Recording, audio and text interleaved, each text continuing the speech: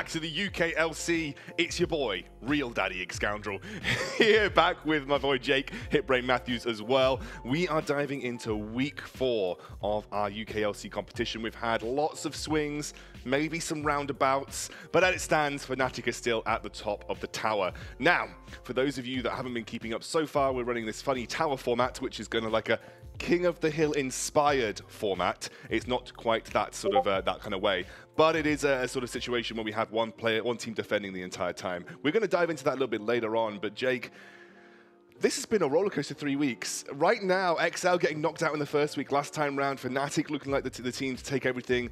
What are you predicting for this week? I mean, predictions are kind of really hard to make now because we all came in with our bold predictions going, Fnatic are going to be the best team in the UK. Then week 1, XL managed to get themselves at the top of the tower. And then week 2, Fnatic got themselves on the top and MnM took out XL. And they had a roller coaster ride all the way up to the top of the tower. And then Fnatic just kind of like hard smurfed on them, dude. They just completely smashed them in 23 minutes. And I'm really excited because we've obviously got the rematch coming up to see if MnM can actually take control of that tower because Fnatic do have to defend one more time. So it's really hard to call. I want to see someone else take the tower every week just so we can have as much variety as possible here in the UKLC. But Fnatic are looking pretty tough at the moment. Yeah, I agree. And if you want to get involved in the conversation, we've got Twitter. We do. At LVP UK, Jake. Yes, if you head over to the Twitter at LVP UK, you can get in touch with us using the hashtag UKLC. And what we've been doing for the last few weeks here at the UKLC is we've had a unsung hero. So for the players who didn't get MVP, who you guys at home thought maybe should have got it, at the end of the show today, we will put up our unsung hero. So make sure you do get over there and vote for that. Also, there is a YouTube channel. So if there's any of the games you missed last week, I mean, if you want to catch up on the MnM roller coaster that happened last week, you can head over to our YouTube channel, LVP UK, where you can get in touch with us there and watch all of the games back. Yeah, got all of the VODs from not only this competition, but the Forge of Champions from last year too, so you can see the progression of some of our teams and some of our players. And I tell you what, there was some barnstormer games with our boy Jake Hitbrain Matthews casting. Now, on the sidelines, it is the most treasured member of the UK community, Dan Orcs Harrison. Guys, nice to see you, and I am here. I'm going to do a little bit of a patch breakdown. We are on 9.4 now for the UKLC. There's been quite a lot of changes, but I'm going to focus on the ones that I think are the most impactful. I think the big one is League of Conqueror. We do have the hotfix Conqueror, but it's still very strong, and also it coincides with the changes to Rek'Sai, who has come back with a big force. He's now a champion again. You will see him picked pretty frequently, pretty commonly. Also, big changes are Urgot. Obviously, you know, I complained about it so much. You had the Urgot Sai on top lane again and again and again. Urgot's really been moved down in priority, and I think that frees it up to have a lot more split push champions top. We saw the Yorick, we saw the Camille. I think they're going to be a lot more common. We've seen nerfs to Yasuo, bit further down in priority, but still strong. Zed had some changes. It's hard to call them a buff or a nerf, but I would go out and say they are a buff. So might see him show up again, which is obviously, I'm always keen on that. We're going to have the big plays. Essence Reaver a little bit stronger. That means on champions who'd like to rush it first, like the Sivir, like the Xayah, it's going to be a more common thing. And then there are a variety of little nerfs and tweaks there, things like the Karth, the Solution, Silas, the Thresh, mostly nerfs on those, but they're very minor. I don't think they're going to change priority too much.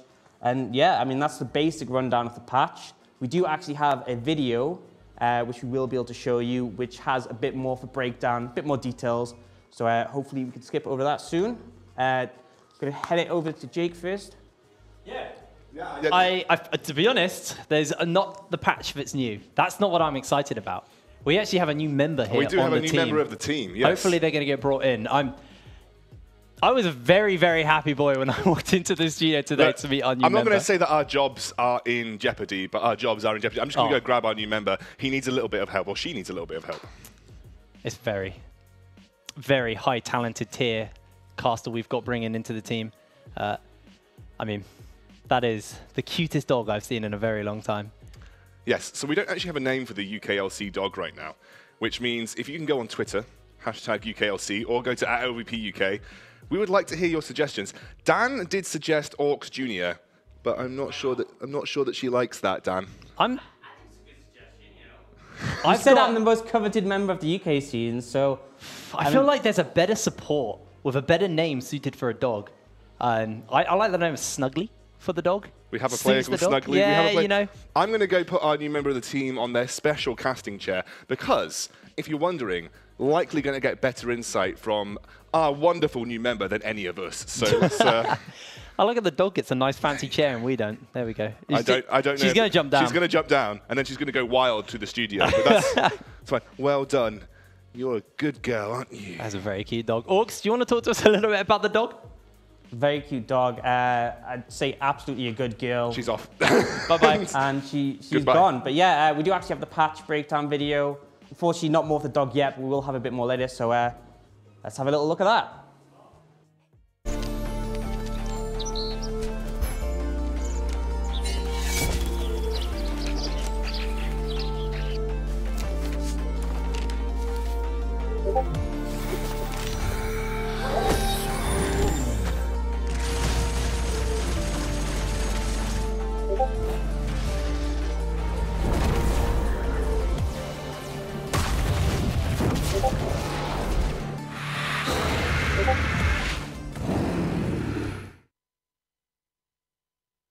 Now, we were so excited. Yeah, oh, that's right. You're facing the right way. The screen's not there.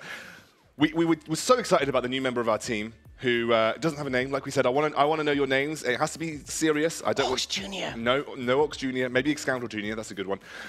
We were so excited that we didn't actually give you a rundown of the current bracket because we want to show you exactly which games you've got coming up today. It's quite exciting when you get like a studio dog, you know? Things just like your head goes all over the place. Yeah, but let's take a look. Let's take a look at the bracket. You can see we've got Enclave taking on whoever loses Fnatic versus MnM in the first round. So whoever loses will be taking on Enclave in the first round. Then we've got Phelan versus Barrage, XL versus Diabolus, and then Bulldog versus Darkspawn. XL versus Diabolus is going to be a stellar game. I'm also really looking forward to Phelan versus Barrage as well. I think those two are going to be some really close affairs. Bulldog versus Darkspawn maybe could be up there. I think it's going to be close. I think all of these games are going to be fairly close today. I think it's the first week where I can actually say it's difficult to predict the outright winner, especially with XL going down to MnM last week. And I think the big thing as well is that this is the first time we've had a tower champion defend, so there will be the tower rematch. Last week it was quite one-sided towards Fnatic, but MnM have shown that sometimes they can really bring their A game, and I think with the change in the meta because of the new patch, and also with a bit more time to prepare, I think they can definitely bring it. Yeah, right, let's have a look at the current point standings because we've gone through about 3 weeks now. There isn't quite fully updated because Fnatic have to defend their position, I think, to get their points from that tower position. But we'll take a look as it stands right now. You can see that Fnatic Rising are a 2-time tower champion at the top, XL down at the bottom. So it actually has been updated from last week. So now Fnatic are at the top of the tower. The one extra thing from week 3 is the last game, the rematch, and that will be worth another point. So if Fnatic win, they'll go up to 12 points. Yep. If MnM win, they'll actually tie with Diabolus and come out at 5 points, which is pretty solid considering they had a bit of a shaky start in the UKLC, but last week, they were on fire. Now remember, it is top 4 that we're looking for. Most people came into this particular tournament saying the top 4 were going to be MnM, Diabolus, XL, and Fnatic. Currently standing at that with a decent point margin between the bottom 4 and the top 4. 3 points between MnM and its closest competitors. So, but crucially, Diabolus and XL is one of the first games. Yes, so someone's going to lose some points there. Someone's going to lose some points, and XL have had a bit of a fall from grace. They have had a roster swap, but we'll talk more about that later, but it's definitely a redemption arc for them. Have we had another roster swap since XL came down from the LEC? Yes, we've had another LEC superstar come in. Oh, so have we got XL still in the UK roster? Or has Special come back down? No, XL's still there. Okay. And they have another superstar. Oh, well, we'll talk about that later. We'll talk about that later. I don't want to spoil that. You need to wait until that game so we can really find out what's happened to the XL roster. There is some massive shifts. And what I love to see is this move between the LEC and the UKLC rosters. And speaking of a team that is in the LEC with a UK roster, we're going to look at Fnatic Rising. Doubt they've changed anything because they've been doing so well. You can see, oh wait, this is MnM. Mummus, Nulti, Chibs, Monk, and Shogun. This is an unchanged roster for MnM. And I think overall, Monk especially has been that, we kind of predicted it, but Monk, to me, has been the standout performer for this team. Absolutely. I mean, there has been some inconsistencies, has been a bit hit and miss, but when all of them are firing at the same rate, they're so strong, and they've really brought it to a lot of teams. I mean, last week, if anyone didn't catch last week, obviously you can catch it on the YouTube, but they went from a team that were unsure if they'd make it out of round 1 to just making it all the way. And yes, the game against Fnatic wasn't the most convincing, but I think they've had a week to prepare. I think that's the thing, is that they were caught off guard as well, because they had such a poor week 1 and 2. They came into week 3 not really thinking they'd make it all the way. And now they've had a whole week to prepare for this Fnatic match. I think they're really going to bring something big. Well, speaking of Fnatic, we can actually go to their roster now. Thank you, production, for queuing me up for the wrong roster originally. I'm looking at you, Borja. I'm looking at you right through this glass, right in your eyes, mate. Like, this is Shikari, Dan, Magi, Felix, Matty, and Prosper. Again, an unchanged roster. Why would you change, or what's the phrase? Why fix it when it ain't broke? That's exactly what Fnatic have done here. Yeah, absolutely. I mean, they've been performing so well. That first week, there was that shakiness where XL did manage to take them out, but since then, it's just been solid. Complete solid play, and it's just a consistency. Dan has been so good. Absolutely, I think, I don't think we've really seen anyone have a bad game as such on their side. I mean, there's been mistakes. Don't get me wrong, but their bot lane's been sometimes shaky. Yeah, sometimes. but I don't think there's ever been a point where I've gone, wow, they've just had the sort of worst game ever. They've completely threw it away, and that's the worrying thing is you've got to ask yourself when you have so many consistent players. Who do you target to try and get the advantage on the map? Do you think the Karthus changes are significant enough to sort of ward Dan away from playing it in the jungle? No. I don't think I think if you leave it open, he'll take it, because I think it suits him so well. I mean, Dan will power farm on any jungler.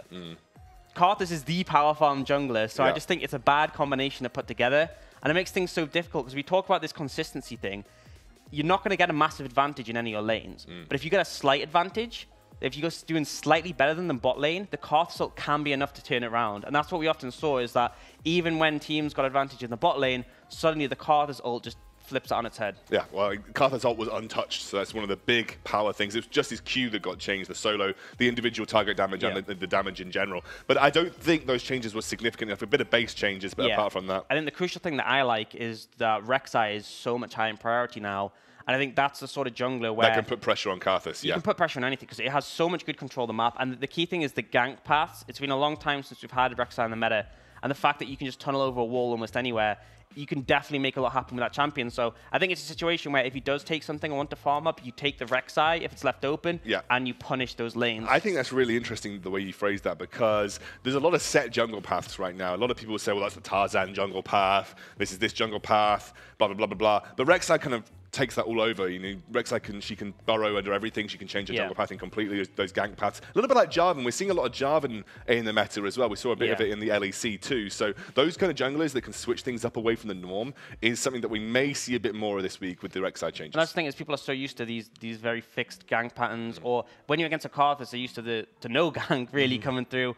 But I expect to see junglers pick up the Jarvan and the Rek'Sai and just make an impact in the early game, especially with the strength of Conquer. If you get something like the Rek'Sai ahead, he actually scales fairly well. Sure, he's not going to outscale a Karthus. By no means am I suggesting that, but he's still going to be relevant mid-game, especially since you can't dodge the ult. Essentially serves as an execute, so if he does manage to find someone, he's actually pretty effective at finishing out a carry. Guys, at home, I want you to get involved in the conversation. If you can correctly predict the kill score, so the KDA of the total team, for either MnM or Fnatic at the end of this game, I will buy you a cookie the next time I see you, which is probably never. But you've got that guarantee that I will buy you a cookie if I ever meet you. So there you go. Go on, get on UKLC, hashtag UKLC, tell us. Is that the KD? So the KDA of a team, or is that the total? Okay, just the total kills. The total kills of each team, right? Okay. So if you can tell me the total kills of Fnatic, total kills of MnM, I will guarantee you a singular cookie the next time I see you. That's fair. I think that, not even a pack of cookies, though? Maybe a pack of cookies. I mean, it depends what you want. If you like those, I don't know if I can name brands. If you like those Oreos, red packet maybe? cookies, you like those red packet cookies that come in. Cookies? Yeah, that's the what I was going to say. But I don't know if I was allowed to name the brand. But you've broken all rules of broadcasting, and that's fine, Orcs. I'm an expert on cookies. What can I say? Yeah, well, I do. I didn't want to say it, but he's rubbing his own tummy. So there you go. We're into the draft. Let's get going. Bans onto the Yasuo. Yeah, that makes sense. Yeah, I mean, interesting that it has. How many cookies do you think Yasuo could eat? The question is, how would he eat them? Because you've seen him do that animation where he flips up the bottle. Oh, that's pretty cool. Actually. So would he do that with the cookies? Would he cut them in half in midair and then like? Would that make them more consumable? Coming from a cookie master. I think it'd make it more tasty. I think that's Do you know what? Actually, this is a really funny thing. This kind of got my head worried. Have you ever had an apple, and it's just 10 times tastier when you cut the apple? Have you ever had that before? Like you cut it off with a knife. It's just I don't know why apples are more tasty when you cut them with knives. I never thought about it. If you agree with me, because this is like one of those weird topics like the cold side the pillow crud. Like it's one of those things that. Do you think apples are more tasty when you cut them? Because I think they do. I want to know. Can you tweet me at Xscoundrel, or you can tweet LVP UK. I'm sure they'll tell me. I want to know if you think the apples are more tasty when you cut them, because I genuinely think they are. Okay. Well, I guess we'll. Do you think? Have you ever cut an apple? Yes, I have cut an apple. Do you think it's more tasty? I have eaten an apple as well. You call me the Cookie Master. Don't go that far. You're just doing it for me. I don't even need to try. Right, Karthus banned, as you could see. Fnatic actually banning that away from themselves. Xin Zhao banned as well. Interesting, no Rek'Sai touched here, but the Yorick and the Lucian, which went unchanged on 9.4. Well, Lucian didn't go unchanged, but he wasn't really hit too hard. Yeah, so. I mean, his early laning phase on his W. Interesting enough, the Rek'Sai has gone through completely. And this could be why Fnatic have decided to get rid of this Karthus himself. No, wait, it's no. The MnM and Fnatic are the wrong way around. We need to just switch the... yes, they are. Calling into production, we need to switch the overlays on the top of the screen. MnM are on the left-hand side, Yep, which is why they banned Karthus. They got me, little prank. Thanks, boy. Once again, they're just keeping us on our toes at the start of the broadcast. It's fine. It's fine. So they picked up the Silas very early. I don't know if he's listening. Is he listening, Borja? The overlays. But, we're trying to get production involved in the broadcast. We're like sort of the waving overlays. The overlays, Borja. Right, there we go. So it's going to be MnM taking Silas first. It's going to be responded with that Jarvan, and I'm assuming Galio going to Prosper because we've seen a lot of Galio support. Yeah, absolutely. And I think this is a really strong combo to pick up. You have so much engage potential, and the thing is that the Jarvan is still a flex. Flexes, Galio less so. It can be flexed to mid, but we don't really see that anymore. But gives us a lot of power, and it's interesting that we saw the Silas first pick come out of Fnatic Rising. That's again a flex, but also it shows they have a lot of confidence in picking that up themselves. Hey Borja, you've got to switch MnM and Fnatic. We're trying to help. We're trying to help the stream out here. he's finally he's like, oh yes, I see it now. He got it. He got it in the end. We got it. Right, so it's going to be Thresh, and interesting that Thresh comes out very early despite those changes. It was a pretty significant cooldown hit to his Q actually on 9.4. Well, I think crucially the thing is that you max Q on Thresh, and when it's fully maxed, the cooldown's the same. So, it's only the early levels which you can play around. And it had so much priority, I can understand it still being sort of a contested pick. The one that's interesting to me is that they take this Aurelia, and I mean, that can still be flexed, so you don't know where the Silas and the Aurelia is going, but it's interesting they picked up this early. We did see Chibs have success on that, but it is blind. He doesn't know what he's going up against. So technically, there is a lot of flexibility in both drafts right now. We can kind of guess which supports are going to be. Yeah. Now, MagiFelix is, I think, likely the one that's going to take the Rise. But again, there is a situation where you can put Rise to the top lane for Fnatic. Shikari, that Jarvan could go to Shikari, which we've seen him play. That Jarvan could go to Dan. It could even go to MagiFelix, because we have seen a little bit of Jarvan mid here and there, even in the past, not so much recently. But there's lots of, I mean, I love these you can play it support. I mean, in theory. But I think if I have to right? wager a guess, I reckon the Silas will be top, I reckon the Aurelia will be mid, and the Thresh will be support. I think that'll be Rise mid and Galio support. I think the only one really up in the air still is Jarvan. Yeah. But I think it depends on these second bans. Can we get a clapper 1, 2, 3 in the chat, because the overlay finally got switched. There Clapper 1, 2, 3. We got it in the end. We got it in the end. And so Fnatic are trying to sort of hamper down amongst carry potential with these bans sort of towards 80 carries. Callisto a big one, because obviously the safety in which you can jump out of Jarvan's Cataclysm. Because I don't think this is a composition you want to play Kog'Maw into. No. At all. I would not want to play Kog'Maw into this. And a big threat as well is going to be that with Kog'Maw, you want to group up your team and have a team fight. But you're up against a Rise who's just fine 1-3-1 against that. Olaf banned here. Small ban rate, but a fairly high pick rate in the UKLC so far. Apparently 1 in 5 games we've seen an Olaf, which is interesting. Yeah, well, it's had a lot of strength, and I think Dan has been one of those players who's played it very effectively. Hasn't gone for really risky plays, but farmed up and had high efficiency. But that Rek'Sai just completely untouched for this entire time, which is quite interesting to me. I wonder if they will ban it here, or whether that might put it in Dan's hands. He might want to pick that up himself. I love the Ashe stats. 0%, 0%, 0%. Because Ashe, yeah. Interesting that the Ashe ban comes through. Is that specifically for Monk? Would you have thought of any better AD carries to potentially go for the ban here? I mean, you potentially could have got rid of the Ezreal. To me, that seems like quite a safe one. Maybe the Ashe was just the threat of pick potential. Ezreal seems really strong into how powerful this composition is in terms of lockdown, right? I would agree, but maybe they think that you can play in a mobile AD carry with the Thresh because you can land them out. There's the Rek'Sai. I thought it would come because they didn't ban it away. It seems weird that they banned the Olaf and the Nocturne and not the Rek'Sai. So Dan's got himself a really powerful early jungler. That does mean, however, they almost definitely know that Shikari is going to be top on that Jarvan. However, the reason that's safe is that you know the matchup. You look at MnM, you know your Silas, you know your Aurelia, right? Yeah. So. I mean, you don't know which lane they're going to be in. You can assume, but you know. I think Jarvan's fine into either of those, and then Monk going to pick up that Kai'Sa. So some safety. I mean, it takes a little bit of time in the game to get to the point where you feel really safe on Kai'Sa. Yeah, you still have your ult so you can get out. And in terms of scaling, a Kai'Sa is going to be very strong in the late stages of the game. A Rek'Sai is really not going to be no threat to you later on. I mean, the combo's still going to be a bit worrying, but... I'm still looking at the scaling on, though, and I'm still looking at Fnatic scaling and saying, well, they've got such a beefy front line, and they've got Ryze. Even with the Kai'Sa coming through, I would be a little bit worried, because you could just pick a good scaling AD carry for Fnatic here, and I think that they've probably got the better scaling, better teamfight composition, too. I mean, their teamfight's pretty solid. The concern for me is that it depends what AD carry you pick here, because they're going to have to be able to survive. I mean, the Ezreal wouldn't survive me very... I think they should take the Ezreal, focus on those mid-game teamfights, because yes, they have a great front line, but at some point, the Kai'Sa's just going to cut through it. Yeah. So I like the Civ here. I mean, the Civil works as well. Yeah. It has good engage, it has good scaling. Because you play a classic front to back here with Fnatic. I mean, there's almost, apart from the Irelia, there's not that many ways to get to the backline. If Irelia dives in by herself, she's going to get blown up by somebody. Yeah, I mean, now it puts the pressure onto MnM because, I mean, they have some engage tools, but they really have to get on top of this Civ, they have to get on top of this Ryze, because they're not just going to win fighting front to back. Because there's so much sustained damage coming out from this Sivir and this Ryze, and you have such a beefy front line. I mean, it's still decent for MnM, and it depends how Mummus wants to build. If he goes AP, I think he'll favor him better in the side lane, but in team fights, he's going to have a much more difficult time, and he's going to provide less. Before we move on, can I just do something to you? See this little X on the floor? Yeah. That's your position. Okay.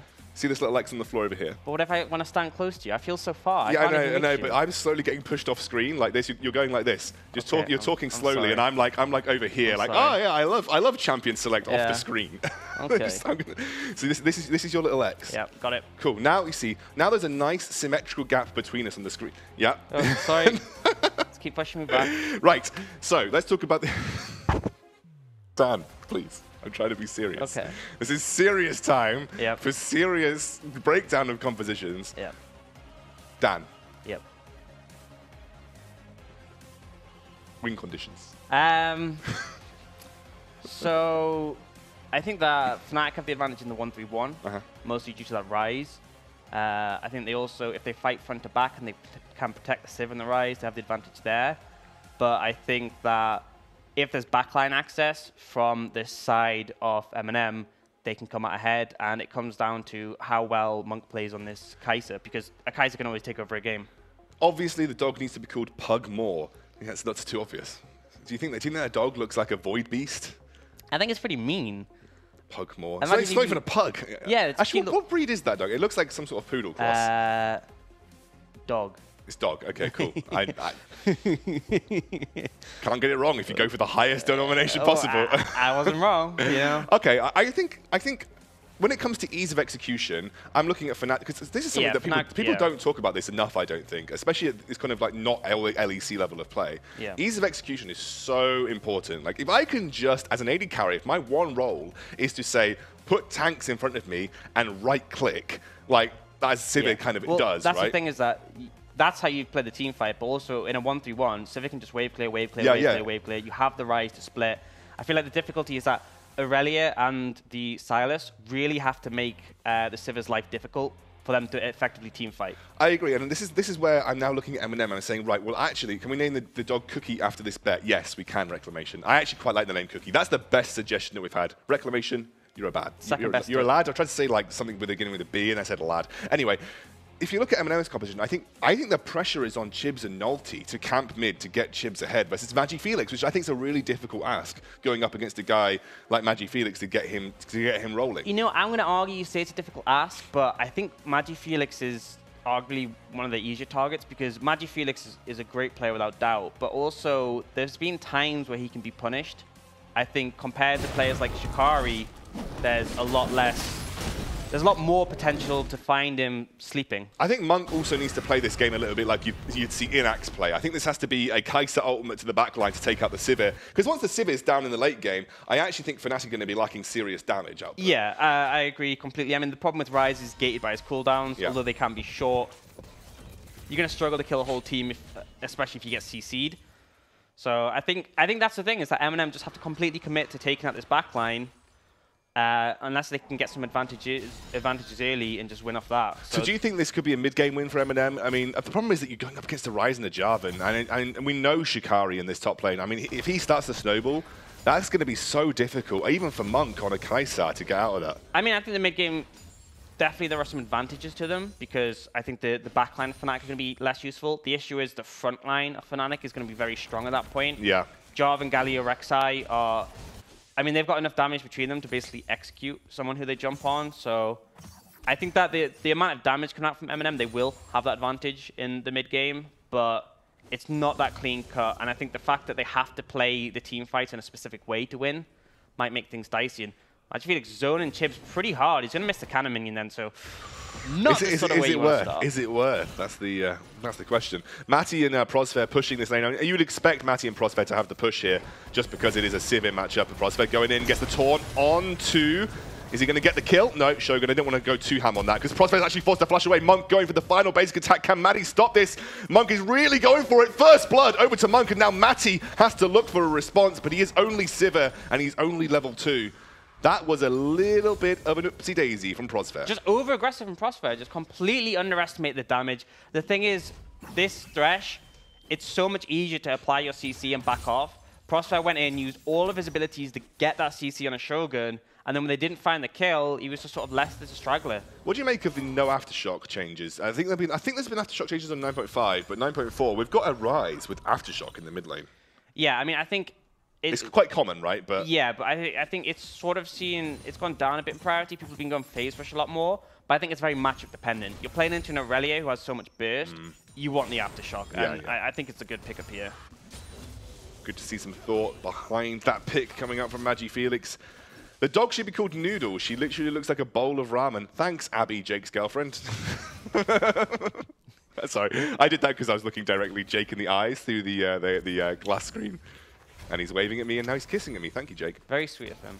But yeah, interesting enough that play in the bot lane massively backfired, because before that point, Mighty and Prosper were 10 CS up on the MnM bot lane.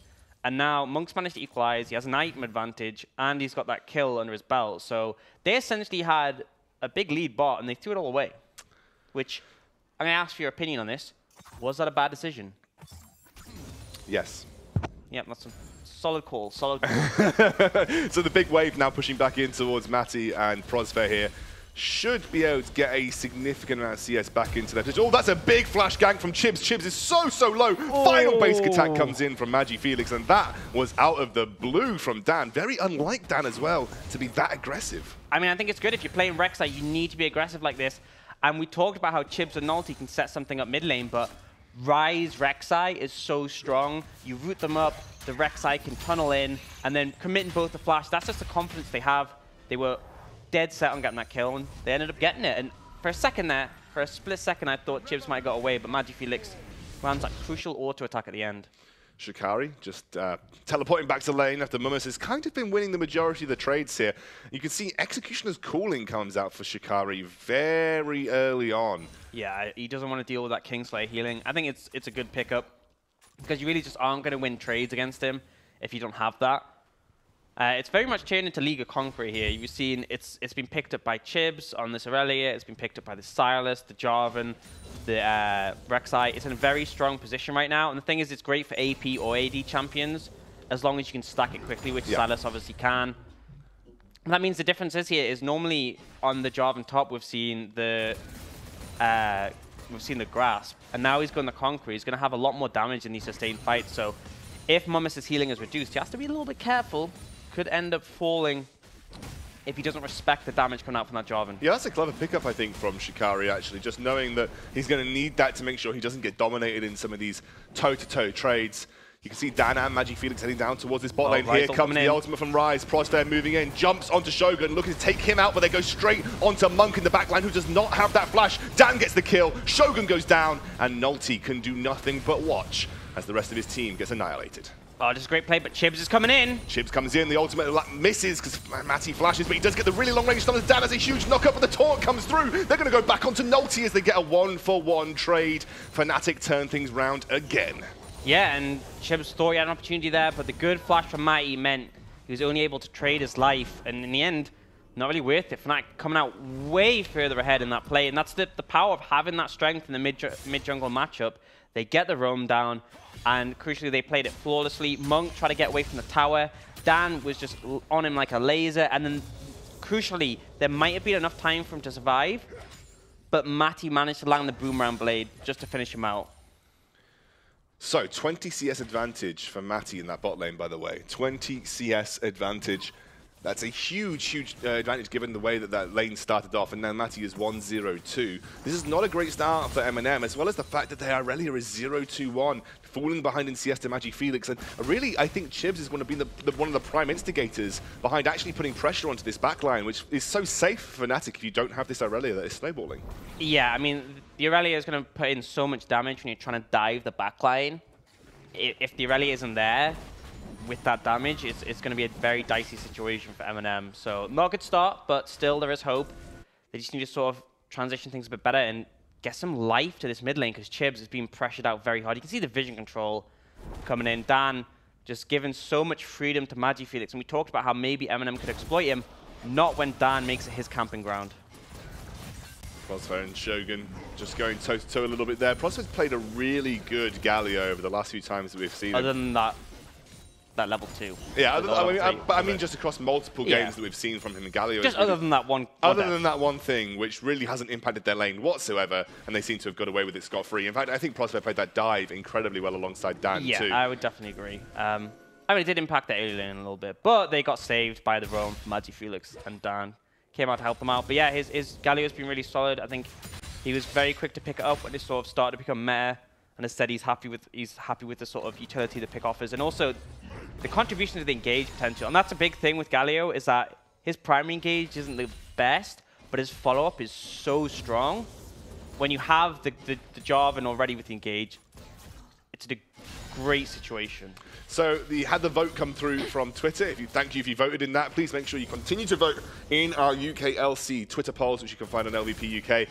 Twitter, I think, has voted 81% in favor of Fnatic here over MnM. Twitch has voted 81% in over of Fnatic. If we do have a Twitter vote, go vote in that as well. But Twitch has said that 81% believe that Fnatic is going to take this win. I think it's a fairly safe bet so far. Yes. But I still think MnM have some life in them. Just need to get the ball rolling. Monk can carry. We've seen him do it before. Will he, is the big question.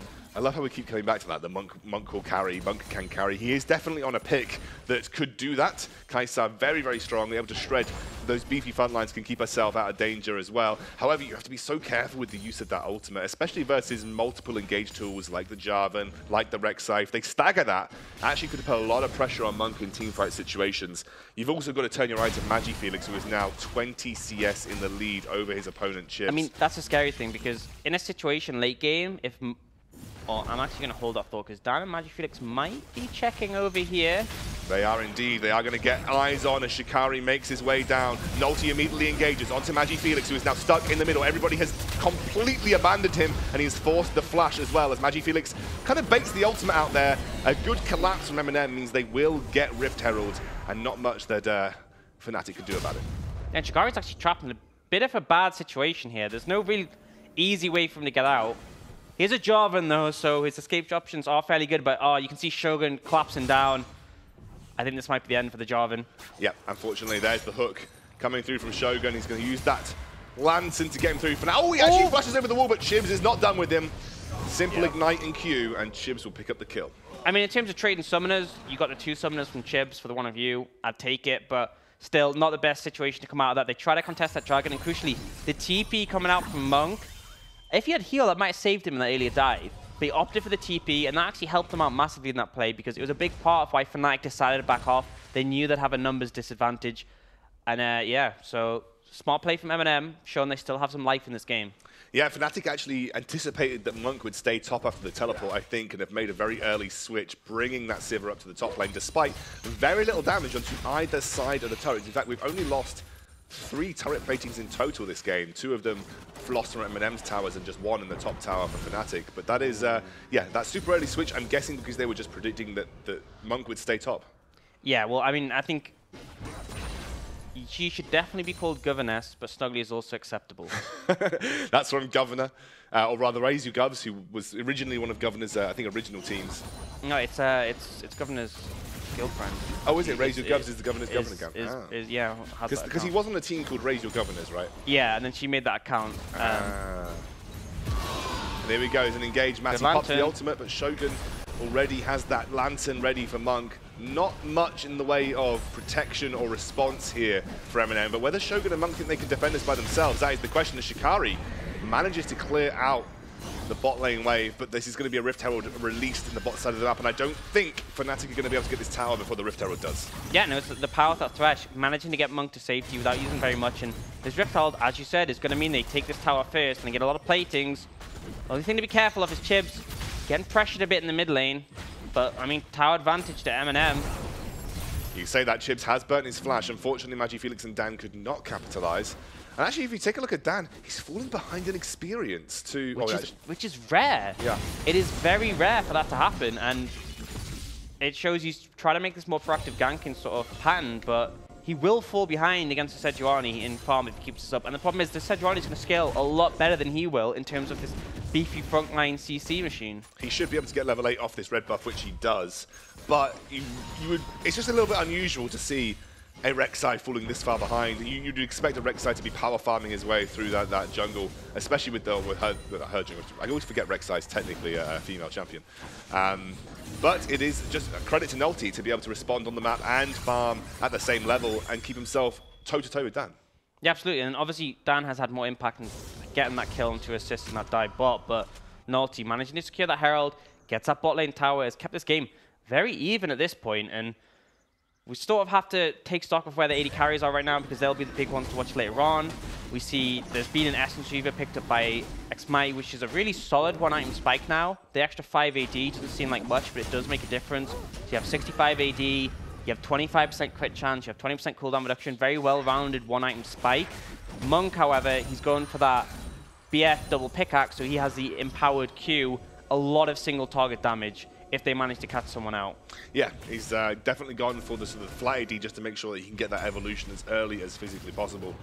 You can see Dan now moving down to the bottom side of the map.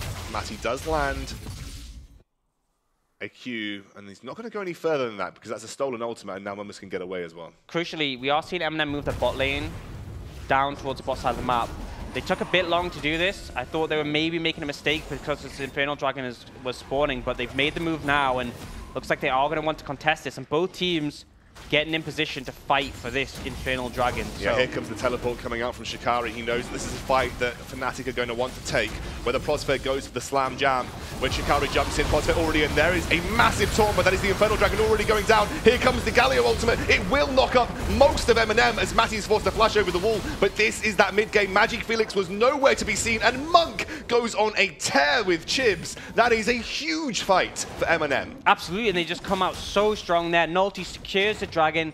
It felt like Fnatic were way too slow on that, and then they engaged. They only ended up really doing anything to Shogun. And when your main focus target ends up being the Thresh, you're not going to win that team fight, especially when they didn't have the protection for Xmighty, and Felix might go down here as well. He's forced to flash, that'll be enough, but this is the pressure that MnM wanted to try and get this tower down as low as possible. However, Felix knows that he's in a great position now. They've taken damage from the towers to come and defend this, so that's a really nice solo defense from Felix. But yeah, disjointed from Fnatic. Felix joined the fight before when it was already over. That just felt a little bit out of character for the Fnatic that we usually see. They didn't expect MnM to be there because they saw MnM's bot lane on the top side of the map. They thought, right, we can take this Dragon for free. And then suddenly, Monk and Shogun had moved down, and Shikari hadn't. And so Shikari had to TP in, but it came so late. And the Jarvan's a crucial part of their engage. I mean, the Galio can make attempts, but the Jarvan's the biggest thing. Speaking of the Jarvan. There we go. Shikari lands the ultimate to get the kill. Little bit over-aggressive from Mummus on this bottom side of the map, and Shikari will find a revenge kill from that top lane. Bit of a misplay as well, because you can, I'm pretty sure you can flash the Jarvan damage from the ultimate. You can. If you time it right, and he had his flash up, so there was an opportunity for him to get away from that, and just caught sleeping on a bit too low HP. I don't think that's the sort of thing that's going to massively impact the game, but definitely not what you want to see when you had such great success already from MnM. Well, yeah, you might even be forced to teleport down to the bottom side of the map now. Jarvan's pushing onto that bottom lane tier 1. So you now have basically given up a turret for free if you're Mummus here. And he's forced to teleport, so he sort of loses his teleport for a singular engage. Yeah, he gives up his TP and gives up the kill gold Shikari, so bit of a mistake coming out from Mummus, but still not going to set him back too hard. He's in a pretty decent position. He's picked up that Rod of Ages, gives him a lot of HP, and then also that Seeker's Arm Guard. Once he stacks that up, it's going to be quite tricky for Shikari to find those solo kills again with all that healing, but you saw the power of the Executioner's Calling completely caught Mummus off guard, because obviously when you get to that low HP, you expect to be able to use the Kingslayer and heal back up. It just wasn't possible with the Grievous Wounds. Nulty, again, ahead in experience of Dan right now. Only minor, but it still feels. Let's have a look. UK Poodle action. Is that from our boss, Sergi? That is from the boss man himself. Is that a name, Sergi? Should be called Ego, so I can see it grow into a big and mighty Doge. Oh, Yeah, from Yusa, the Ego player himself. LVP, Little Vicious Poodle. Mumus is dead. Not much more to say about that. Yep, you're absolutely right. And the first time, I was like, okay, it's a mistake. The second time, I really have to question, what is he doing? He's just giving away a second kill for free. There's no reason for him to be positioned there. And now, yeah, he's just raising questions what he was doing there. You're starting to give a significant lead over to Shikari, who, after that team fight, he was 0-2-1. Now he's 2-2-1. He's up 20 CS. He has a bounty on him for essentially nothing. Mumma's just being caught out, sleeping on the map. Monk has gone Infinity Edge first, working towards his second item as well. It's a pretty good start for Monk, actually. He's managed to get himself, I mean, he's still, and again, like I said, he's still 50 CS behind Xmati. So praise, you know, sort of his build and the way he played that team fight League 1. He is still a significant amount of CS behind his lane opposition. I mean, the big thing to say is that, look at the goal difference overall. It's 100 up to MnM. And then you look at the CS differences, and across the board, bar jungle, they are behind. And it's sort by of significant margins, at least 30 in almost every lane. It just shows the power of getting that first turret and all that plating really managed to give a lot of gold over to MnM. And then again, with the Infernal, that's going to help their scaling. That extra difference in damage could be enough to take down the Sivir, where otherwise you might not. Still, Chibs respecting Magifelix, who has stacked that Archangels up now, so that gives him plenty of dueling potential in skirmish situations, even 1v1 versus the Aurelia. And, you know, Aurelia now sitting on her Triforce spike, but still cautious to jump in on Magifelix, who has got probably a similar level of power spikes. But the big thing to talk about is how bad Chib's early game looked. I'm not faulting him necessarily for it, but he got punished heavily by Dan. And now he's 3-2-3. He's looking in a pretty good condition. He's on a pretty solid item spike. He's really brought it back. And, I mean, obviously a big part of that is thanks to the team fighting of MnM. But still, it's good to see that he didn't sort of lose confidence and just fall behind. Next Dragon, another Infernal, crucially. I don't think Fnatic are going to want to give it up. No, they look like they're positioning far more readily for this Infernal. In fact, they have the superior positioning around in this Infernal area right now. They have the vision controlled as well. They do. Nulty just looking for a little bit of cheeky poke on the sidelines, as now Fnatic are the ones that have control of the pit. Mumus is making his way round on the side of the map, and now it's going to be an all-out brawl, you feel, but Fnatic are much better placed. The hook goes in on Shikari. He doesn't jump in right now as Prosper zones away with that taunt. It's now or never for MnM as Monk jumps in. A huge steal. He steals it again. Nulty is a monster as Monk on the backline is untouched. He takes out Dan, and now he's going to continue to charge down the Fnatic roster. Chibs still there. This is a clean wipe by MnM, and Nulty an absolute monster once more. And they're just going to head straight over to Baron. There's no one to stop them, and Fnatic just overconfident again. Chibs ran at Xmati, and there was nothing he could do at this point in the game. And I think they're taking these fights way too early. I understand the concern of not giving over the second Infernal, but not only did they lose that, they lose the Baron as well. And we talked about how, yes, when Mighty and Magifelix get strong in these carries in the late game, they are going to be in a good position. But when MnM are this far ahead, when MnM are finding the engages onto the backline, there's nothing they can really do. It doesn't really feel like Fnatic are playing around the Sivir specifically. I feel like everybody's kind of disjointed. Shikari trying to engage. No one's protecting. Dan isolates himself by diving onto the Kai'Sa in the backline. They're not staggering their CC onto the Kai'Sa. They'd be much better off using their combos, using their CC to separate Chibs and Mumus from Mati and Magifelix and giving space for Mati and Magifelix to do their damage, but they're not. They're playing the very disjointed team fights right now, and they're playing beyond their power spikes. It's so hard at this point, because if the Aurelia queues onto the Sivir and then just auto-attacks her and does nothing else, the Aurelia will win the 1v1 at this point in the game. And I think that's the issue, is that Mati just feels left alone in all these situations. And one person I have to criticize in the last team fight was Prosper. I mean, he used the taunt to zone. That is your biggest cooldown as a Galio support. And he just used it up, and then he didn't look for anything off that. He didn't look for a flash, and then you've now just lost your biggest cooldown, and essentially your biggest peeling tool, which might have been able to save Mati. It was a lose-lose situation for Prosper there. He used the taunt to zone to allow Fnatic to secure their Infernal Drake. They lost it to Nulty again, to a smite steal. And then he loses that ability to use that particular piece of CC to peel for to peel for Matty and MagiFelix, which, again, like you said, maybe in his head, securing the Infernal Drake was much more important than the resulting team fight afterwards, but they lost the Infernal Drake, so they literally lost the best of both worlds. A crucial thing to say about losing the Infernal Drake, Dan's behind in XP. Yeah. I mean, yeah, the Baron will have made a difference now in the team fight, but he's been behind the whole game, and that could have been the difference maker. Under normal circumstances, Dan would expect to have a stronger smite, because in almost every game we've seen him play, he's been ahead in levels, and uncharacteristically, he's been permanently behind this time. Ooh, the smite comes onto Chibs, who gets the stun up. Here comes the top side of the map as Galio also jumps in onto the backline. Chibs, that is a massive amount of damage onto Dan, and MagiFelix can't catch up. Another big play from Chibs rather, as MagiFelix cannot catch him with the ultimate. And in the meantime, mid lane turret goes down to Monk and Shogun. A little bit questionable in terms of investment of resources there. I mean, they had to look for something. They're just struggling everyone on the map. But the thing is, this Rek'Sai is so useless. It essentially looked like a minion. They really just queued to him and just popped him, really offering nothing to the team. And I think we said how Dan has been great on these farming junglers. Rek'Sai is not a farming jungler. Yes, she farms great, but you want to make that early pressure. And Dan hasn't, and he's really paid for this game. Yeah, we are starting to see some of the weaknesses of Dan in this particular matchup as MnM look very strong. A massive hook onto Prosver. Goodbye to the Gargoyle as MnM getting another kill and can convert that potentially into another onto MagiFelix, who's doing a lot of damage to Nulti right now, but that is the CC landing. A great stopwatch from Nulti too. As a hook goes on to Dan, Shogun is on fire, and now Shikari isolated under his tier 2 in the top lane. MnM might have seen enough, however, and they're going to be forced to back away. But taking huge advantages, and look, bot. Mummesh is just splitting away, and there's no one to answer him. 5 minutes ago, we had a fairly incomparable gold lead. It is now up to 9k in favor of MnM from that Baron power play alone.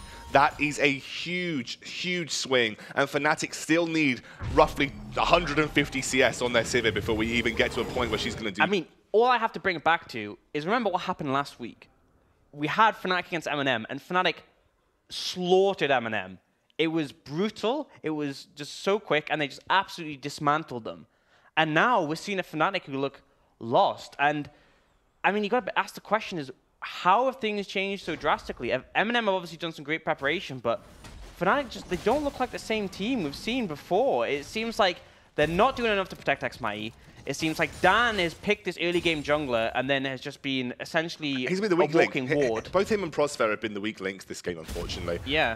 I kind of feel bad when I say a support's a weak link, because often when your team's behind a support, you can do very little to get yourself into a great position. But I mean, Dan has been basically a walking ward at this point. I really haven't felt the impact compared to Nulti, who, in my eyes, has been one of the MVPs for MnM. 2 steals and a secure on the Rift Herald, and now they're going for their 3rd Infernal. This feels like it could almost be over for Fnatic. Absolutely, and it's such a big burden if they lose this. They're going to have to fight all the way through. They are looking for Mummersal, though. TP's coming in. Teleport coming in, and that's coming stopwatch from Mummer. That's going to be Monk trying to get the damage down. He actually goes straight, and that's a huge, huge amount of damage from Monk, and Monk absolutely will carry as he starts to decimate Fnatic. A great stopwatch, a great TP, and that is the Kai'Sa you were talking about from Champion Select. Yeah, and crucially as well, Mummer stole away the Rek'Sai ult, made him untargetable, and that ability has quite a big ratio on, put out so much damage and managed to turn that round. And I have to respect Fnatic going for that play. You can't just sit there and let your base be taken. But at this point in the game, I really feel like there's nothing that can be done. They have fallen so far behind. MnM are playing this so clean, and we'll have a bit look at that at the end. So you see, Mummer steals away the Rek'Sai ult, uses a stopwatch, Redemption comes in, heal hits him, and then he uses Rek'Sai ult to dodge that Cataclysm damage, and that's when Monk comes in for cleanup, and MagiFelix is just left with no options there. That was beautiful from MnM, and they have played an absolute stormer of a game. They have taken our tower champions and have made them look almost amateur in the way this has been played. But still, you do have that Sivir win condition. She is working towards Infinity Edge. We can't say it's over till it's over, but it definitely feels like it's going that way. I'm going to call it. This next Baron, it will be over. Yeah, I think so if this goes MnM's way, for sure. I think it's not a great situation. MnM have triple Infernal and a 10k gold lead, but you have to take the fight. You have to take either the fight or make the attempt for Dan to steal it, because that's the only way you stand a chance of this game. If MnM get this Baron uncontested, they win. 13,000 gold onto Monk, who has been an absolute slaughterhouse of an AD carry this game. I mean, just the differences across the board are huge. But like, look at mid lane. We saw how well MagiFelix was doing early. And then Chibs just come out firing. A couple of small, I think, errors from Fnatic. And I think the really big error was that choice to take that first Infernal Drake. That was the first step to defeat as the Baron gets started. I mean, Fnatic aren't even in position to contest this. They're not even going to bother. They're going to try and defend it at their base, potentially. But I feel like that is just fighting a losing battle as MnM secure the Baron without contest. Yeah, I mean, there's so much pressure because of the super minions, and they had no vision there. Again, I said that maybe they'd have to go for this, and they didn't. I can understand them not doing it, but it really looks dire for them right now. I don't think there's a sort of a great win condition. You have to hope that MnM overcommit and take a lot of tower hits, a lot. If they started to try and dive the Nexus towers, that's where you might have a chance. Or if Monk makes a bad play, but look, Shikari's on the flank. I think he's looking for something here. What is he looking for, though? They really don't have any major power spikes. Infinity Edge actually has been completed by Matty, so we do have to respect that Sivir is getting to a position where she can start to deal some serious damage. MnM are playing this smart, though. They know the time is for Fnatic. They have those super minions pushing on the side. Yeah. They have the Baron. They don't need to engage in the tower yet.